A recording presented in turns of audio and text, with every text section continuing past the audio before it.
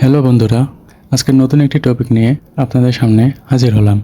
তো আমরা যারা স্মার্টফোন ব্যবহার করি তখন প্লে স্টোর থেকে বিভিন্ন অ্যাপ ডাউনলোড করে ব্যবহার করি, কিন্তু এখানে আমরা যে অ্যাপগুলো ডাউনলোড করি সেগুলো মেমোরিতে সেভ হয় না। তো এক্ষেত্রে অনেক সময় আমাদের এসব অ্যাপ মেমোরিতে কপি করে রাখার দরকার পড়ে। তাই এই ভিডিওতে আমি আপনাদের শেখাবো যে কী করে প্লে স্টোর থেকে ইনস্টল করা অ্যাপ আপনাদের ফোনে সেভ করবেন।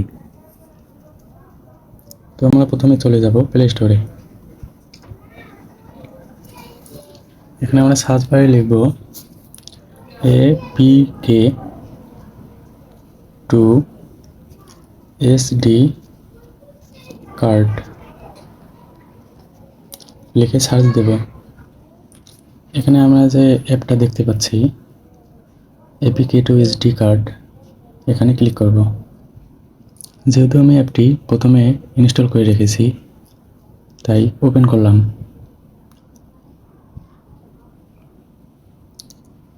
ওপেন হওয়ার পরে এখানে আপনারা দেখতে পাচ্ছেন আপনার ফোনে যে অ্যাপগুলো সবগুলো এখানে শো করছে।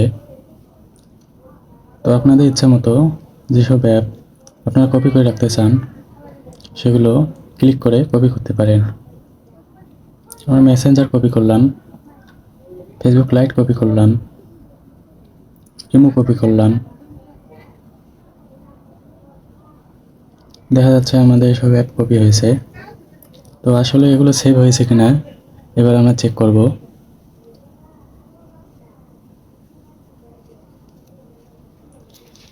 হোমে ফেরত আসার পর আমরা ফাইল ম্যানেজারে চলে গেলাম।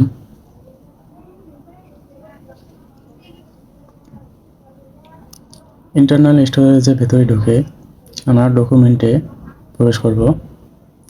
ডকুমেন্ট ফাইলের ভেতর এখানে লেখা আছে কপিয়া এপিকে, এখানে আমরা প্রবেশ করব। তো দেখা যাচ্ছে আমাদের ফোনের যে অ্যাপগুলো সব এখানে সেভ হয়েছে। বন্ধুরা, ভিডিওটি ভালো লাগলে লাইক দেবেন এবং চ্যানেলটি সাবস্ক্রাইব করবেন।